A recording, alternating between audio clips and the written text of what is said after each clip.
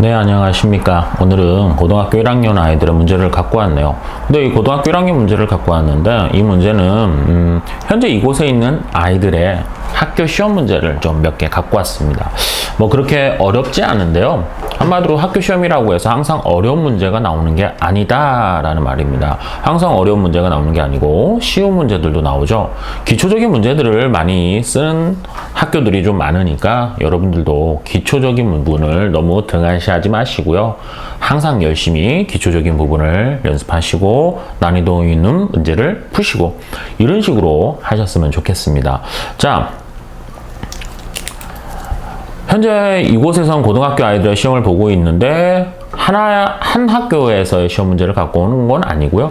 두 개 학교에서 시험 문제를 갖고 왔고요. 두 학교 다 집합에서부터 가지는 않습니다. 원회 방정식부터 시험 범위가 들어가더라고요. 그래서 다른 학교랑은 좀 시험 범위가 틀립니다. 다른 학교는 뭐 집합, 뭐 명제 이렇게 시작한다면 지금 이 학교는 도형의 이동, 원방, 도형의 이동, 뭐 집합 이런 식으로 가더라고요. 그래서 영상에서도 찍지 않았었던 아직 원방에 대한 문제들을 좀 갖고 오고 뭐 아무튼 파트별로 한두 문제씩 갖고 왔습니다. 자, 시작하도록 하겠습니다. 원방이죠. x제곱 플러스 y제곱은 25죠. 중심은 0,0, 반지름은 5 이런 식으로 환산을 하겠습니다. 위에 어떤 p라고 하는 점이 있는데요. 직선까지의 거리의 최대값이 9입니다. 라고 돼 있죠. 자, 그랬을 때 상수 k값을 구하세요. 라고 돼 있죠. 원방입니다. 원의 중심은 당연히 x제곱 플러스 y제곱이니까 중심은 0,0, 반지름은 5. 왜 그러냐면 아래 제곱이죠. 원방의 가장 기본적인 공식은 x제곱 플러스 y제곱은 아래 제곱, 중심은 0,0, 반지름은 r. 근데 제곱에서 25라고 했으니까 반지름은 5입니다. 라는 말을 하고 있죠. 직선이 있습니다. 직선은 그냥 선생님이 이렇게 그릴게요. 4x-3y 플러스 k는 0입니다. 라고 했습니다. 직선까지의 거리가 9입니다. 라고 했으니 원의 중심에서부터 직선까지의 거리를 잡고 최대값이 9라고 했으니까 원 위의 점에서 직선까지 거리입니다. 이런 게 다 거리죠. 이런 게 다 거리인데 최대값입니다. 최대값은 당연히 지름의 양 끝점에서 직선까지의 거리가 9다 라는 말을 하고 있는 겁니다. 그죠? 맞죠?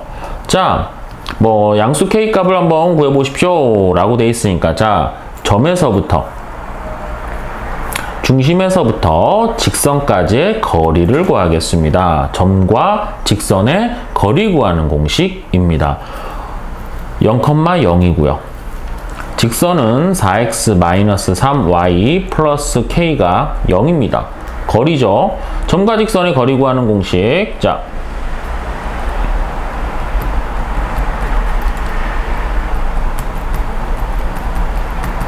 x1, y1, 그 다음에 ax 플러스 by 플러스 c는 0. 점과 직선의 거리 구하는 공식은 루트 a제곱 플러스 b의 제곱 절대값 ax1 플러스 by1 플러스 c 절대값 닫고 이게 점과 직선의 거리를 구하는 공식이죠. 따라서 루트 4, 4, 16, 3, 3은 9 이런 느낌으로 발생을 하죠. ax1 0, by1 0 절대값 c 닫고요. 이놈이 곧 거리를 형성합니다. 그죠? 거리를 형성하죠? 이게 거리가 형성하는데 5분의 절대값 k가 됩니다. 라고 말을 하는 겁니다.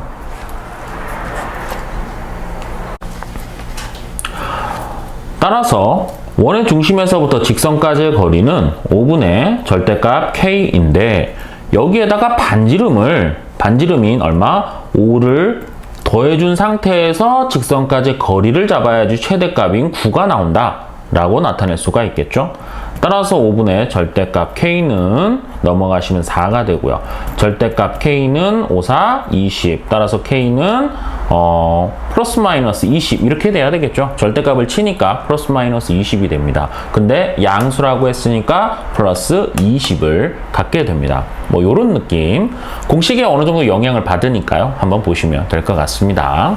이 문제가 시험의 문제에 나왔었네요. 자, 2번입니다. 원방이 있고요. 직선이 있고요. 서로 다른 두 점에서 만납니다. 자, 원이 있어요. 중심은 3,2죠. 원의 중심은 3,2를 형성합니다. 반지름은 R이고요. 근데 직선이 지나가면서 서로 다른 두 점에서 만나요. 한마디로 직선이 지나가면서 이렇게 서로 다른 두 개 점에서 만납니다. 라는 말을 하고 있는 겁니다. 자, 따라서 뭐 아래값을 구하세요. 최소값이 뭐 중요한 게 아닙니다. 아래값을 구하세요. 라는 말인데요. 어디 보자. 그렇게 어려운 문제는 아닙니다. 원이 있고요. 직선이 지나가면요. 만나지 않고요. 한 점에서 접하고요. 두 점에서 만납니다. 라는 거죠. 한마디로 원의 중심에서 직선까지 거리를 잡으면 거리가 나올 텐데 그 거리보다 한마디로 작으시면, 그죠? 반지름보다 그 거리가 반지름이 요만큼인데 원의 중심에서부터 직선까지 거리가 반지름보다 작으시면 당연히 원을 뚫고 가게 되겠죠. 그래서 두 점에서 만난다. 이런 느낌을 보이는 문제입니다. 따라서 원의 중심에서부터 3,2에서부터 직선까지 3x 플러스 4y 플러스 5는 0입니다. 라고 하는 직선까지의 거리를 잡아주시면 됩니다. 거리 구하는 공식은 다시 x1, y1, ax 플러스 by 플러스 c는 0. 거리입니다. 루트 a제곱 플러스 b의 제곱은 분의 절대값 ax1 플러스 by1 플러스 c 절대값 닫고 라는 공식이 발생을 합니다. 조금 빠른가요? 자, 점에서부터 직선까지의 거리를 잡아보겠습니다. 거리입니다. 루트 a제곱 b제곱 절대값 ax1 by1 플러스 절대값 c 이렇게 되겠죠. 따라서 5분의 21이네요. 5분의 21이죠. 한마디로 원의 중심에서부터 직선까지의 이 거리가 5분의 21이 나오는데 이 거리가 반지름은 이렇게 있겠죠. 반지름보단 거리가 나오는데 이 반지름보다는 어떻게 작으셔야 됩니다. 그래야지 이렇게 두 점에서 만나게 되겠죠. 한마디로 반지름이 더 커야 되겠습니다. 따라서 얘는 4와 5분의 1을 형성하니까 이거보다 최소는 이제 커야 된다 라는 말이 되겠죠. 자, 따라서 R의 최소값이면 얘보다 큰 값이니까 자연수니까 5, 6, 7, 8 뭐 이렇게 되는데 그 중에서 제일 작은 값을 원합니다. 그러니까 5를 원하게 되겠죠. 약간 까다롭습니까? 아이들이 이 부분을 조금 까다로워 하더라고요. 그냥 간단하게 생각하시면 원의 중심에서부터 직선까지 거리를 잡고 그 거리가 반지름보다는 작으셔야 됩니다. 작으셔야 되죠. 왜 그러냐면 반지름보다 이게 반지름이 거리인데 거리가 이렇게 작으면 반지름을 뚫고 가잖아요. 이렇게 뚫고 가죠. 그래서 두 점에서 만나기 때문에 거리는 반지름보다 작다. 한마디로 반지름이 길다. 라는 거에 초점을 맞춰서 생각을 하시면 될 것 같습니다. 이번에는 대칭이동입니다. 도형의 이동해인 대칭이동 파트인데요. A, B라고 하는 아이를 Y축에 의한 대칭이다. Y축 대칭이면 X의 보호를 바꿔야 되겠죠. 자, 대칭은 중학교 1학년 때부터 쓰시죠. X축 대칭이면 Y의 보호를 바꾸고 Y축 대칭이면 X의 보호를 바꾸고 원점 대칭이면 둘 다의 보호를 바꾼다 라고 하는 기본적인 베이스를 씁니다. 중학교 1학년 아이들 파트에서도 하긴 하는데요. 나중에 중학교 1학년 파트에서도 한 번 더 활용해 보도록 하겠습니다. 어찌됐건 Y축 대칭이니까 X의 보호를 바꿨죠. 근데 이 좌표가 제 3, 4분면에 있는 점이랍니다. 한마디로 3, 4분면 여기 있는 점이다. 이런 말이 되겠죠. 3, 4분면에서는 x축으로는 마이너스, y축으로는 마이너스. 한마디로 두 개 부호가 마이너스를 갖고 있겠죠. 따라서 x축에 있는 이 부호 좌표는 음수고요. y에 있는 좌표도 음수입니다.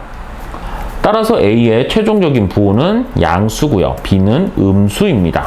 라는 부호를 잡으실 수가 있겠습니다. 따라서 이 좌표가 이제부터 어떻게 될 것이냐, 몇 사분면이 있을 거냐, 몇 사분면이 있을 것이냐, 뭐 이런 문제가 되겠죠. 자, a-b, ab입니다. 자, 원점에 대하여 대칭이동을 하고, 원점에 대한 대칭은 다시 x축에 대한 대칭은 y의 부호를 바꾸고, y축에 대한 대칭은 x의 부호를 바꾸고, 원점에 대한 대칭은 둘 다 부호를 바꾼다 라는 거죠. 둘 다 부호를 바꿔버립니다. 그러니까 마이너스를 곱해버리면 되겠죠. 자, 마이너스 a 플러스 b, 마이너스 ab 이렇게 되겠네요. 대칭 이동을 하는 y축에 대한 대칭을 하겠습니다 라는 거죠. 이번에는 y축입니다. 얘는 원점이고요. 얘는 y축 대칭을 하죠. y축 대칭이면 x의 부호를 다시 바꾸는 거죠. 다시 바꾸면 처음에 있는 그 좌표가 그대로 나올 것이고요. y의 부호는 바뀌지 않을 것입니다. 얘가 어느 사분면에 있겠습니까? 라는 말이 되겠죠. 이제부터 a의 부호는 양수였고요. b의 부호는 음수였습니다. 양수에서 음수를 빼니까 당연히 x의 좌표는 플러스일 것이고요. 양수와 음수를 곱하면 음수일 텐데 음수에서 음수를 곱했으니까 플러스겠죠. x도 플러스, y도 플러스. 당연히 1사분면을 형성하게 된다라고 하는 도형의 이동의 문제였습니다. 이 문제는 아이들이 좀 쉽다라고 얘기를 하긴 했었었는데요. 뭐 실수로 부호를 잘못 잡으신 분이라든가 원점이라든가 이런 부분에서 못하신 분들이 한두 분 계시는 것 같더라고요. 자, 이번에는 집합 문제입니다. 많이 보셨죠? 집합 문제입니다. A에서 B를 빼겠습니다. 라고. 선생님은 중괄호 하지 않겠습니다. 근데 여러분들은 중괄호 하셔야 됩니다. 1, 4, 5, 3A-B. B는 1, 7, A-2B. 이렇게 되겠죠? 근데 A에서 B를 뺐을 때 5가 된다는 말은 A에 5가 반드시 갖고 있어야 된다라는 말이죠. 뺄셈을 했을 때는 항상 선생님이 아이들한테 이제 얘기를 하는 방법입니다. 3에서 2를 뺄게요. 우리가 실수적인 계산을 하죠. 3에서 2를 뺄게요. 그럼 1이고요. 2에서 3을 뺄게요. 그러시면 마이너스 1입니다. 이게 우리의 숫자 체계에서의 계산이죠. 집합 체계에서라면, 집합과 명제 체계지만 집합 체계에서 3에서 2를 뺄게요 라고 하는 것은 1은 맞습니다. 앞에 1이 남으니까. 근데 2에서 3을 뺄게요 라고 하면 마이너스 1이 되시면 안 되고요.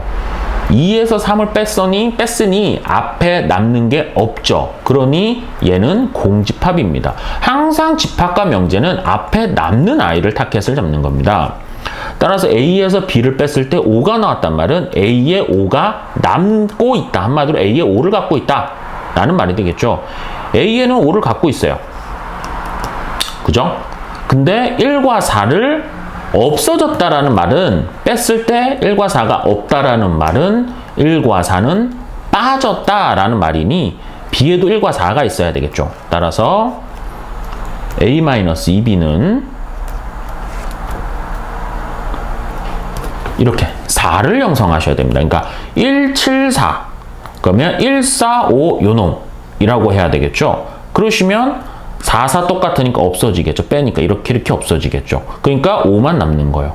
대신 얘도 남아야 된다는 얘기인데 얘도 남지 않고 5만 남았으니 두 개가 같은 값이 있을 것이다 라는 말이니 당연히 3A-B는 7을 갖겠습니다 라는 말이 되겠죠. 따라서 A에는 1, 4, 5, 7 이렇게 되겠죠. 1, 4, 5, 7 이렇게 될 것 같고요. B는 1, 4, 7 이렇게 갔죠. 그래서 뺄게요. 그래서 똑같게 없어지고 똑같이 없어지고 똑같이 없어져서 5만 됩니다. 이런 말을 하고 있는 겁니다. 따라서 연립해야 되겠죠. 뭐 연립은 여러분들이 충분히 하실 수 있으실 겁니다. 고등학교 1학년 분들이기 때문에요. 이런 느낌으로 계산을 해보시면 되겠습니다.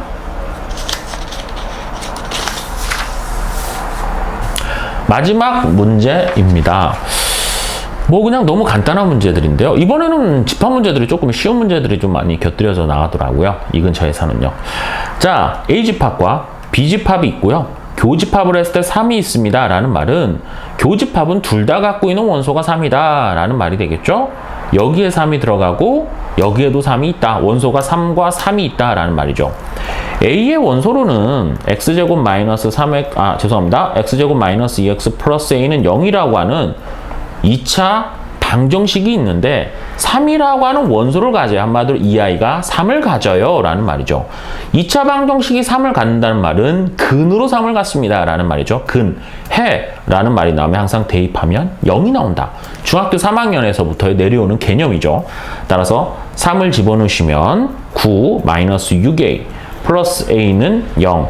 따라서 a는 마이너스 3이라고 하는 값을 갖고요. b도 3을 가져야 되니까 이번에는 3승이네요. 3승이니까 27 3b 플러스 12는 0이네요.